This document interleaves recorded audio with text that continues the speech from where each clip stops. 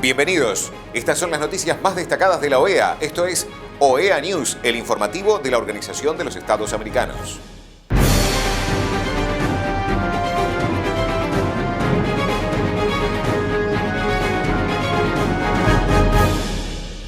Es momento de compartir los títulos de las noticias más importantes que vamos a estar brindando a ustedes. Grupo de Alto Nivel del Consejo Permanente de la OEA inicia el domingo su visita a Perú. Reunión secretario general de la OEA y ministro de la Presidencia de la República Dominicana. Encuentro secretario general de la OEA y ministra de Relaciones Exteriores de Liechtenstein. Buenas prácticas de inclusión de las personas LGBTI en las Américas.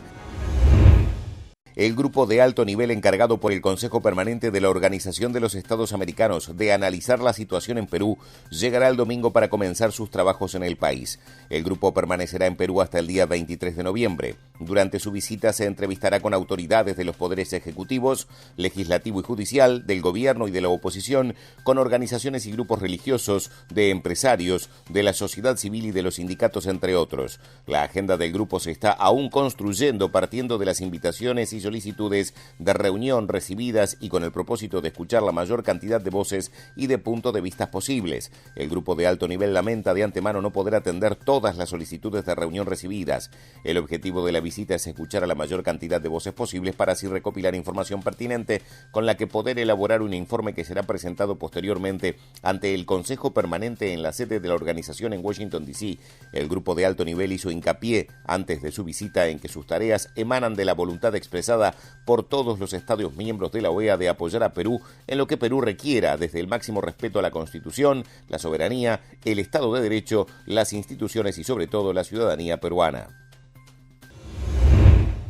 El secretario general de la OEA, Luis Almagro, se reunió con el ministro de Presidencia de la República Dominicana, Joel Santos Echavarría, y el viceministro de Agenda Digital, José de Montilla. Durante el encuentro, las autoridades compartieron la preocupación por la situación en Haití y el compromiso que deben tener para llamar la atención de la comunidad internacional al respecto. El secretario general también saludó a las iniciativas y al liderazgo de la República Dominicana en materia de transformación digital y ciberseguridad con enfoque en el fortalecimiento de la infraestructura logística y tecnificación. El secretario general de la OEA, Luis Almagro, se reunió con la ministra de Relaciones Exteriores de Liechtenstein, Dominique Hasler, y con el observador permanente, George Sparber, para discutir su futura presidencia del Consejo de Europa y promover áreas de interés común a través del diálogo y la cooperación. El Consejo Permanente de la Organización de los Estados Americanos celebra una sesión extraordinaria hoy en el Salón de las Américas de la sede de la OEA en Washington, D.C. para considerar el tema Buenas prácticas de inclusión de las personas LGBTI en las Américas. Chair of the Permanent Council of the Organization of American States, Ambassador Martin Shalwick, Permanent Representative of Suriname, General Secretariat, distinguished permanent representatives, distinguished delegations of permanent observers, representatives of civil society. I would like to thank the Permanent Council of the Organization of American States for this opportunity to address you at this special meeting. I appreciate the Permanent Mission of Mexico and the member states that make up the OAS LGBTI core group for their commitment for the inclusion, visibility, and rights of LGBTI persons in the work of the Inter-American system. The Inter-American Commission is conscious of the challenges that remain in our region towards the respect, guarantee, and fulfillment of the rights of gay, lesbian, bisexual, intersex, trans, non-binary, two-spirit, and gender-diverse people in the Americas and the Caribbean. On a daily basis, we monitor different forms of violence and discrimination that LGBTI persons face. The existence of criminalization laws still present in the criminal codes of several member states and hampers access to human rights, particularly for gay men. And these laws have a negative cultural effect on societal attitudes. Even where there has been decriminalization, LGBTI human rights defenders speak of the persistence of prejudice and bias, which find expression in the use of other laws to persecute and harass LGBTI persons. We need to do so much more to root out discrimination, not only in laws and policies, but in culture. Notwithstanding the jurisprudence and the legal and the advisory opinion of the Inter-American Court, across the region there is uneven recognition of the right to gender identity for trans persons. Similarly, even though marriage equality is becoming a reality in an increasing number of member states, the rights of same-sex couples and their families are still undermined. We cannot deny that historically marginalized populations feel the negative impacts of crises disproportionately, whether these are disasters or public health pandemics such as in COVID. Such populations like LGBTI persons tend to experience higher levels of precarious employment and unemployment and are not covered by social protection. They are often ignored by policy measures that fail to take a differentiated approach. The Inter-American Commission considers that the recognition of the rights of LGBTI persons is a fundamental factor in achieving non-discrimination, equality, and dignity, as well as in combating violence in order to achieve a more just society founded on rule of law. So when we look at progress, what do we look for? What do we mean by progress? First, it is important to talk about the eradication and prevention of discrimination and violence. So for example, last year, Canada banned the so-called conversion practices across their country. These harmful practices lack any scientific foundation, and they aim at changing people's sexual orientation and gender identity and disproportionately affect vulnerable LGBTI youth and children. The courts in St. Kitts and Nevis and in Antigua and Barbuda have declared the criminalization of same-sex consensual sexual activity to be a violation of human rights and unconstitutional. The decisions reflect a growing understanding of the diversity of the human experience and an appreciation of the non-negotiability of equality and non-discrimination, and we expect will contribute to a more equitable inclusion of LGBTI persons.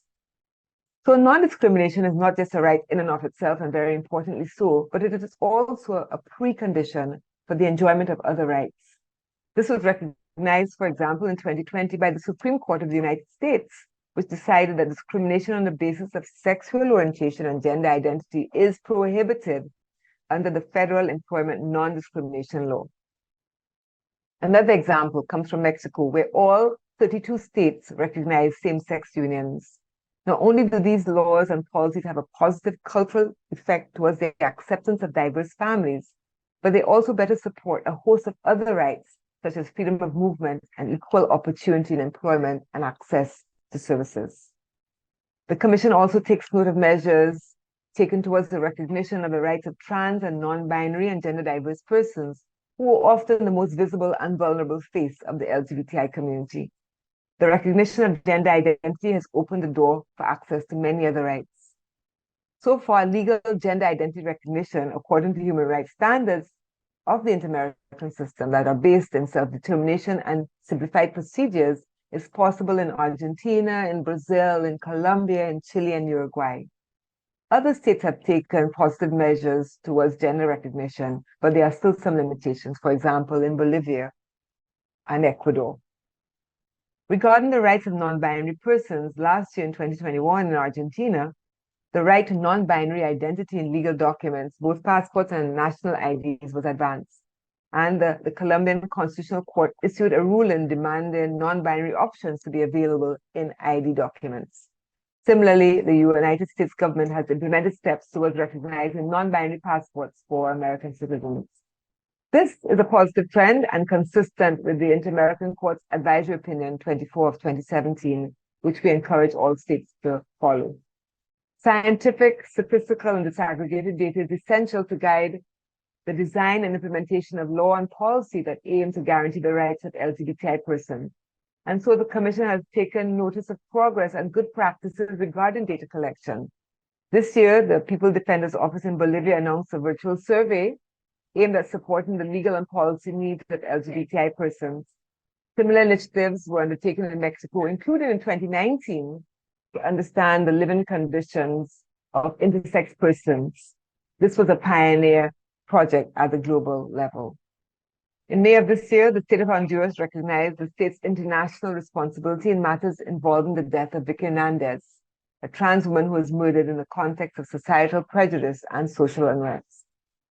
This recognition of international responsibility reflects the state's commitment to take measures to counteract societal negative attitudes and prejudices that exacerbate violence against LGBTI persons, and especially trans people. There are many other positive examples, which because of time I cannot highlight. The point is that the Commission considers it important for member states to share and learn from the approaches across the region. In closing, let me say that under international human rights customary law and under the jurisprudence of the Inter-American Human Rights System, discrimination in all its forms against LGBTI persons is a violation of human rights. There are no ifs, ands, or buts about this.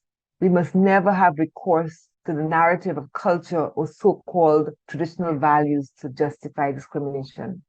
In our Americas and the Caribbean, we live the legacy of horrific violence, historical violence, extreme exploitation, and pernicious employment of discrimination to justify that violence and exploitation.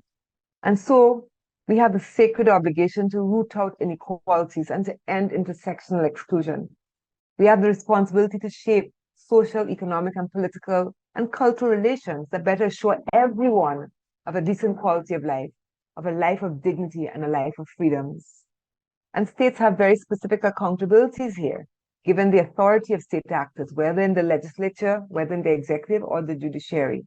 States have the obligation to design and implement laws and policies that guarantee human rights and that guarantee equality of opportunities for LGBTI persons. States must adopt approaches that seek to end harmful and restrictive practices and stereotypes that deny LGBTI persons their rights to be, their rights to love, and their rights to live in freedom. I urge all member states to ratify the Inter-American Convention against all forms of discrimination and intolerance. And in ending, the Inter-American Commission on Human Rights reaffirms its commitment to fulfill its mandate as a provider of technical cooperation to all member states in this area of work. In this sense, we appreciate the support of member states for our work to promote the construction of a culture based on equality, diversity, and inclusion. Thank you very much. Estas han sido las noticias más relevantes de la OEA, la Organización de los Estados Americanos. Esto ha sido OEA News. Nos reencontramos en la próxima jornada.